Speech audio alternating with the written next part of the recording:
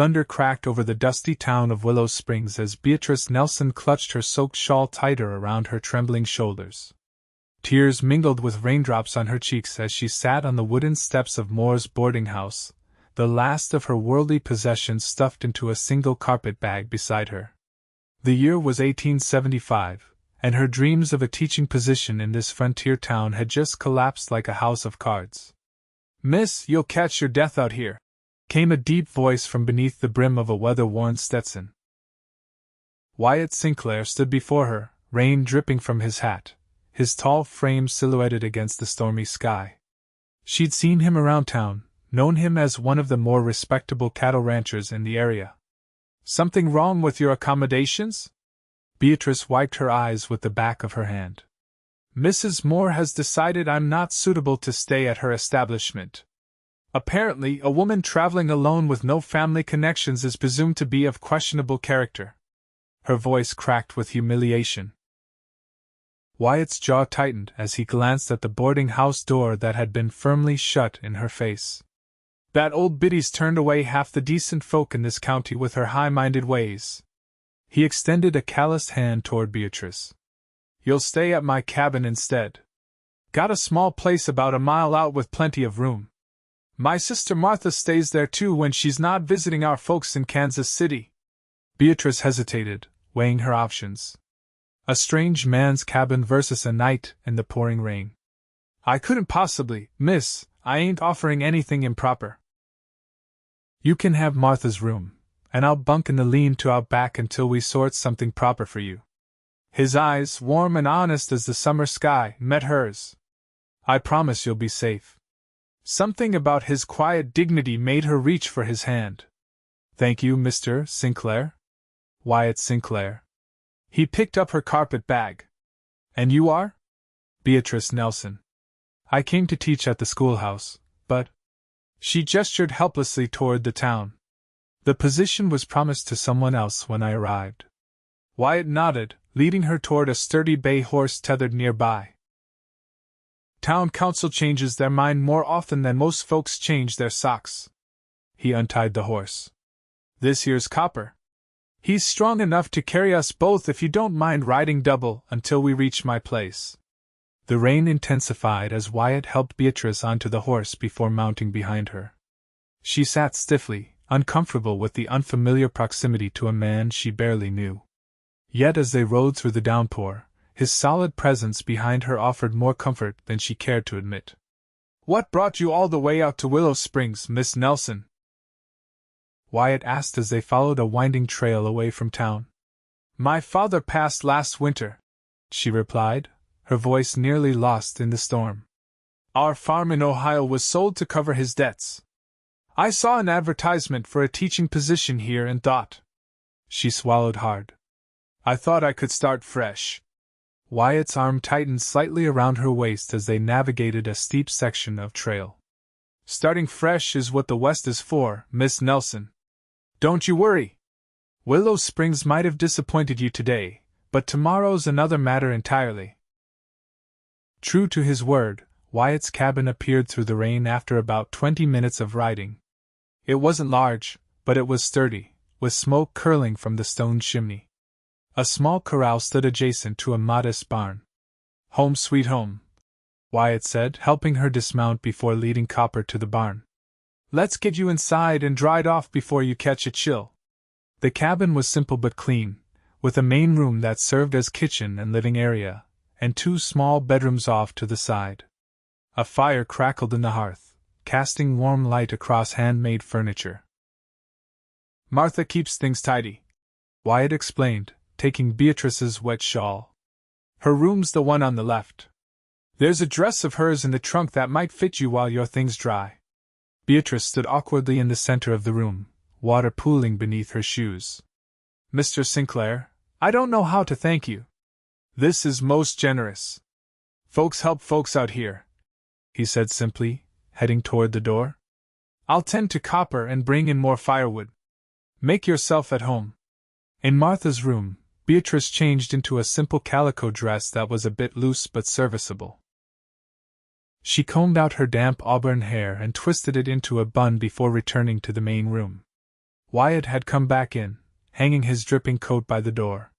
He'd rolled up his shirt sleeves and was stirring something in a pot over the fire. "Hope you don't mind, Stu. It's what I had going before I headed into town. It smells wonderful," she said truthfully, her stomach reminding her that she hadn't eaten since breakfast. They ate at the small wooden table, the awkwardness gradually easing as Wyatt told her about his cattle ranch and the 5 years he'd spent building it up from nothing. "What will you do now?" he asked as they finished their meal. "About the teaching position, I mean." Beatrice traced the grain of the wooden table with her finger. "I don't know. My funds are limited. I might try Carson City. I've heard they're expanding their school." "Before you decide anything," Wyatt said, "I should mention that old man Pritchard's been talking about starting a small school out here for the ranchers' children. Too far for most to make the daily trip to town. Might be worth looking into." Hope flickered in Beatrice's chest. "Do you think he'd consider me?" "I reckon he'd be mighty pleased to have a real teacher instead of whoever draws the short straw among the parents." Wyatt gathered their bowls. "I'm headed that way tomorrow to deliver some cattle. You're welcome to come along." That night, lying in Martha's bed, Beatrice listened to the rain pattering on the roof and the occasional creak of floorboards as Wyatt moved about in the lean-to he'd insisted on using despite her protests. She never met anyone like him, straightforward and kind without expecting anything in return. In Ohio, unmarried men and women simply didn't share accommodations, no matter the circumstances. Yet out here, pragmatism seemed to override social convention when necessary. Morning brought clearing skies and the smell of coffee and frying bacon. Beatrice found Wyatt at the stove, his hair still damp from washing. "Sleep well?" he asked, pushing a mug of coffee toward her. "Better than I expected, thank you." She accepted the coffee gratefully. "I should find a way to compensate you for your hospitality." Wyatt shook his head. "No need. Though I wouldn't say no to you taking a look at my bookkeeping sometime. Numbers and I have never been on friendly terms." After breakfast, they rode to the Pritchard place, a sprawling ranch with a main house and several outbuildings. Jeremiah Pritchard, a white-haired man with a booming voice and weathered face, listened intently as Wyatt introduced Beatrice and explained her situation. "A real teacher, you say?" Pritchard scratched his beard. "Well now, that is fortunate timing. We've got 15 children within riding distance who need schooling, and my wife's been badgering me about building a proper schoolhouse. I have my teaching credentials with me, sir," Beatrice offered, producing the papers from her reticule. Pritchard glanced at them, then nodded. "Look legitimate to me. Can you start Monday next? I can offer room and board at our place until the schoolhouse is finished. It'll have living quarters attached." Beatrice could hardly believe her luck. "That would be wonderful, Mr. Pritchard. Thank you." On the ride back to Wyatt's cabin, Beatrice couldn't stop smiling. "You've saved me twice now, Mr. Sinclair." Wyatt's ears reddened slightly. "Just pointed you in the right direction is all." Back at the cabin, Beatrice insisted on cooking dinner as a small token of gratitude. As they ate, she noticed how Wyatt watched her when he thought she wasn't looking, a softness in his gaze that made her heart beat a little faster. "Tell me about your sister," she said, breaking a companionable silence. "Martha's 4 years younger than me. Fiercely independent. Went back east to train as a nurse. She comes home every few months between assignments." Pride colored his voice. "She helped me build this place." "You're close then?" "Since our ma died when we were young. Pa did his best, but Martha and I learned to rely on each other." He refilled their water glasses. "What about you? Any siblings?" "An older brother, William. He went to California during the gold rush. I haven't heard from him in 3 years." She stared into her glass. "It's strange being entirely alone in the world." "You won't be alone for long," Wyatt said confidently. "Folks out here form their own kind of families. You'll see." The next day, Wyatt took Beatrice to see the site where the schoolhouse would be built, a clearing near a creek about equidistant from several ranches.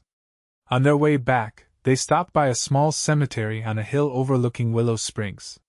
"My pa's here," Wyatt said quietly, stopping beside a simple wooden marker. "Came out to join me 2 years after I started the ranch. His heart gave out the following spring." Beatrice laid a wild flower she'd picked on the grave. "I'm sorry. He lived the way he wanted," Wyatt replied. "Can't ask for more than that." That evening, sitting on the porch watching the sunset paint the hills gold, Beatrice realized she felt more at peace than she had since her father's death. "It's beautiful here," she murmured. "It grows on you," Wyatt agreed. "When I first arrived, all I saw was the work needed. Now I see the possibilities." Their eyes met briefly, and something unspoken passed between them, a recognition of kindred spirits finding each other against the odds. Monday arrived too quickly. Wyatt drove Beatrice to the Pritchard ranch in his wagon, her carpet bag and a small crate of books she'd accumulated making a pitiful pile in the back. "I can't thank you enough," Beatrice said as they reached the ranch. "You've been uncommonly kind to a stranger." "Not a stranger anymore," Wyatt corrected. "And I hope you'll consider me a friend you can call on if needed." "I'd like that very much." Mrs. Pritchard, a robust woman with a no-nonsense manner, showed Beatrice to a small but comfortable room in their house. "It's a blessing to have a proper teacher," she said. "These children need more than just reading and figures. They need someone to show them there's a bigger world out there." The next few weeks passed in a blur of activity. Beatrice started lessons in the Pritchard's barn while construction on the schoolhouse progressed. Her 15 students ranged in age from 6 to 16, with varying levels of previous education. What they lacked in formal schooling, they made up for in eagerness to learn. Every Sunday, Wyatt would appear at church, tipping his hat to Beatrice from across the small chapel. Sometimes he'd join the Pritchards for Sunday dinner, bringing fresh vegetables from his garden or game he'd hunted. Beatrice found herself looking forward to these visits more than she cared to admit. One Sunday in late August, Wyatt arrived with a woman beside him tall, with the same clear blue eyes.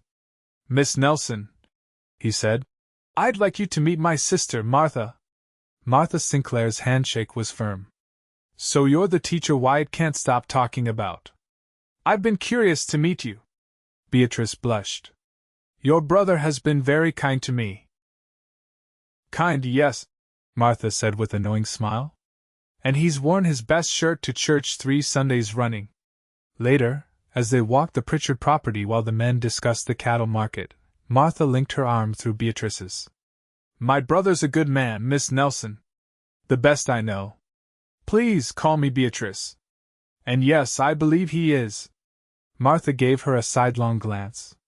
"He hasn't brought a woman to meet me since Eliza Potter 4 years ago, and thank goodness that didn't work out. She couldn't abide the wilderness, as she called it." "I find the openness refreshing," Beatrice admitted. "In Ohio, everything felt confined." "Then you understand what keeps us here." Martha squeezed her arm.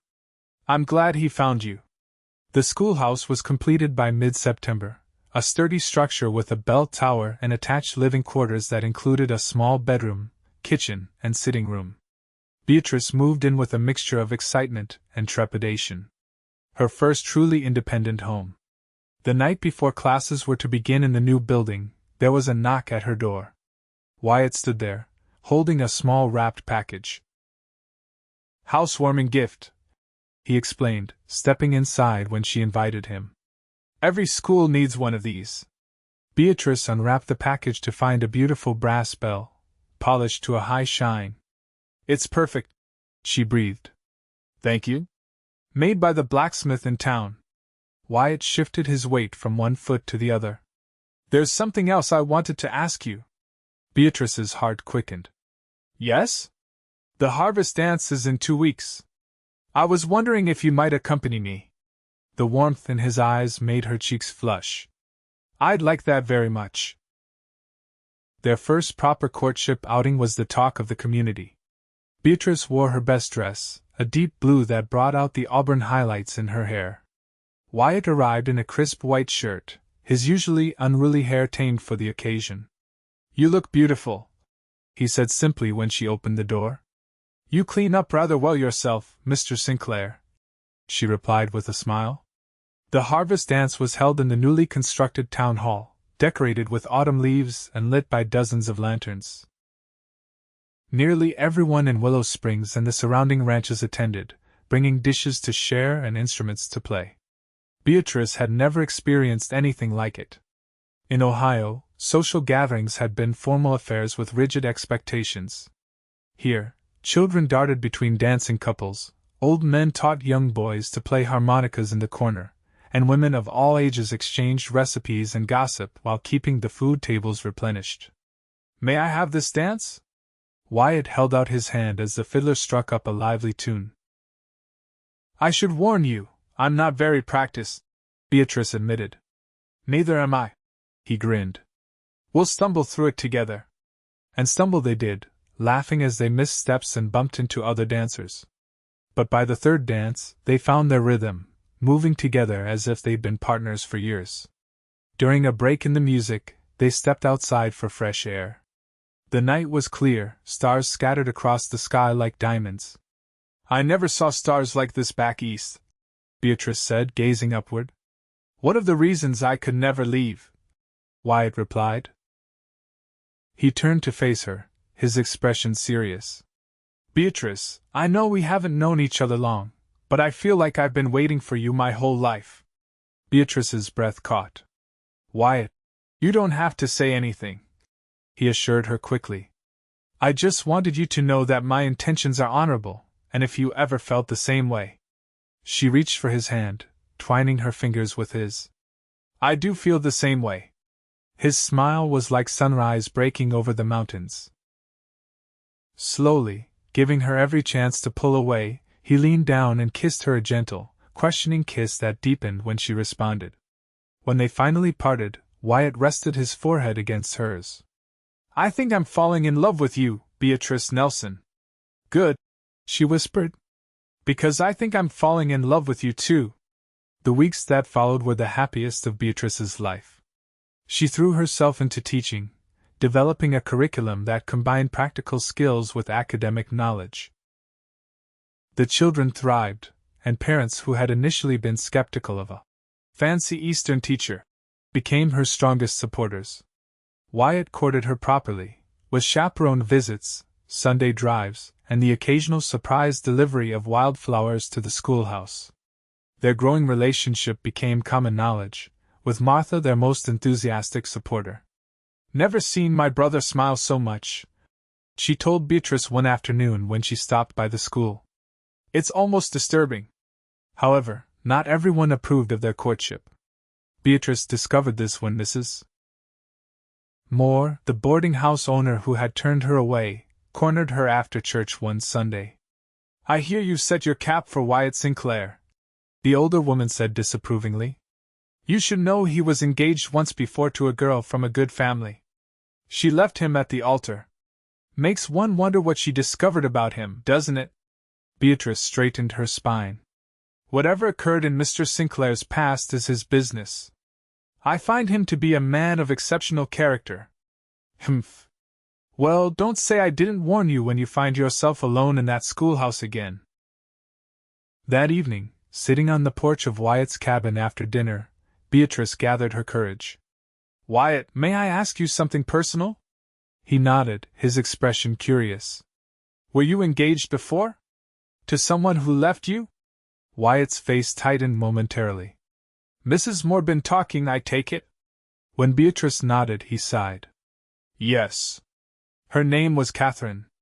We were to be married 4 years ago. The day before the wedding, she decided she couldn't bear the thought of being a rancher's wife and ran off with a lawyer passing through town. I'm sorry, Beatrice said softly. That must have been painful. It was for a time. He took her hand. But now I'm grateful. If she hadn't left, I wouldn't be sitting here with you. As autumn deepened into winter, Beatrice and Wyatt's relationship grew stronger. They exchanged their first I love yous during the first snowfall of the season, standing in Wyatt's corral as white flakes dusted their hair and eyelashes. In early December, tragedy struck. A severe blizzard descended on the region without warning.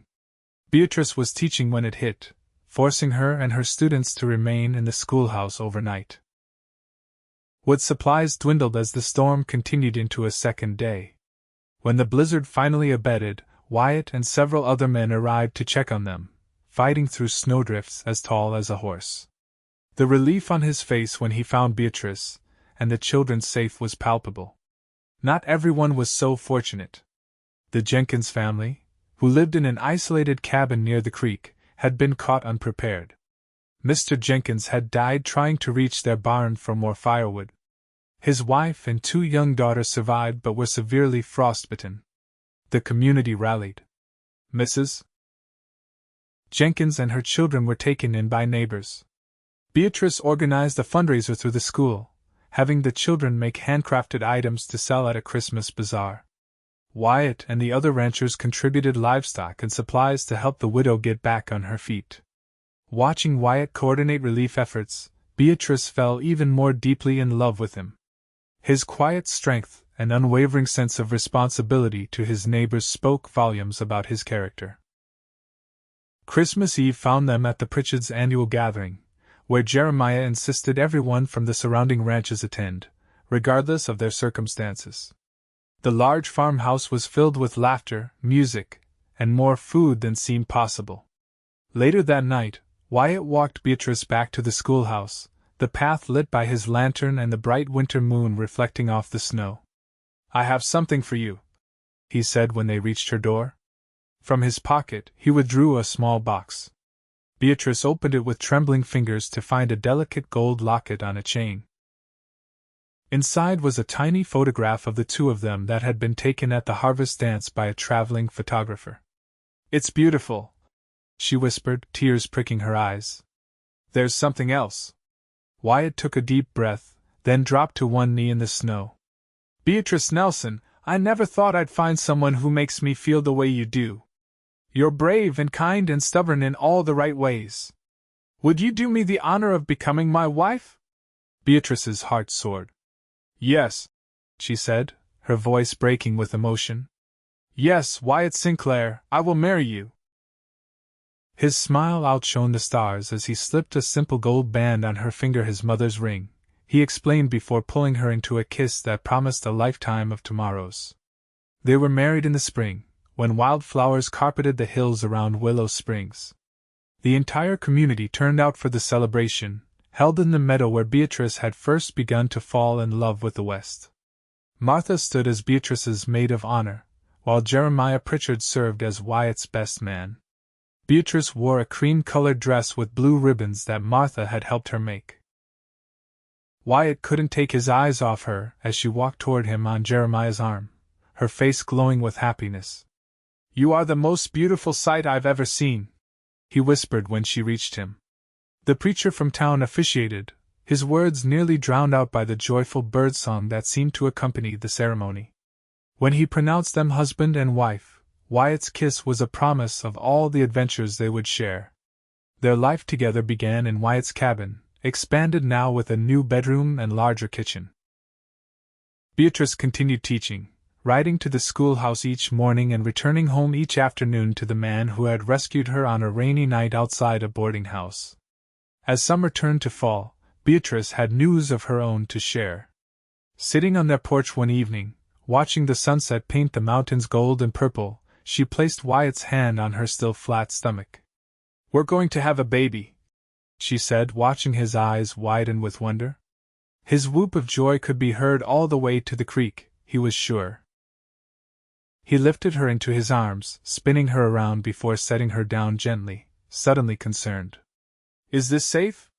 Should you be resting?" Beatrice laughed. "I'm with child, not made of glass. Women have been having babies since the beginning of time." "Not my baby," he countered, his hand protective over hers. "Not our baby." Their daughter was born the following spring, a healthy girl with Wyatt's blue eyes and Beatrice's auburn hair. They named her Hope, for what she represented to them both. Standing by the window of their cabin, Wyatt cradling their newborn while Beatrice rested in their bed, he marveled at how his life had changed. Do you ever think about that night? He asked, turning to Beatrice. When I found you outside the boarding house? Often, she admitted, her smile soft with remembrance. I was so lost that night. So afraid. And now? Beatrice looked at her husband holding their daughter, at the home they had built together, at the life they were creating day by day. Now I'm exactly where I'm meant to be. 5 years later, the Sinclair ranch had prospered. Wyatt's careful management and Beatrice's head for numbers had allowed them to expand, hiring hands to help with the increasing herd. Their family had grown too. Hope had been joined by a brother, William, named after Beatrice's long-lost sibling, and they were expecting their third child. Beatrice still taught at the schoolhouse 3 days a week, with a young woman from town covering the other days. The Jenkins girls were among her best students, their mother now remarried to a kind shopkeeper from Carson City. One crisp October afternoon, as Beatrice was gathering her teaching materials, a stranger appeared in the schoolhouse doorway, a weathered man with familiar eyes. I'm looking for Beatrice Nelson, he said hesitantly. My name is William Nelson. Beatrice froze, staring at the brother she hadn't seen in 8 years. William? His face cracked into a tentative smile. It's me, B. I've been searching for you since I returned to Ohio and found the farm sold. Tears streamed down her face as she embraced him. I thought you were dead. Nearly was, a few times, he admitted.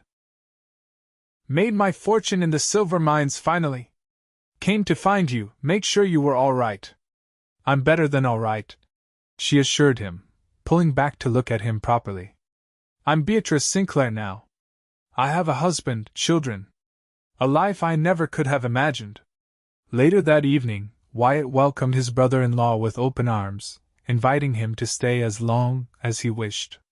As they sat around the dinner table, Hope and little William peppering their newly discovered uncle with questions, Beatrice caught Wyatt's eye across the table. In his gaze, she saw the same wonder she felt at how a chance encounter on a rainy night had led to this moment, this family, this love that grew stronger with each passing day. Thank you, she mouthed silently. Wyatt's smile was her answer, a smile that said he'd make the same choice 1,000 times over, inviting a crying woman from his cabin steps into his home and his heart, building a life either of them could have foreseen but both had desperately needed. Outside, the western sky blazed with the colors of sunset, a fitting backdrop to a love story that had only just begun its most beautiful chapters.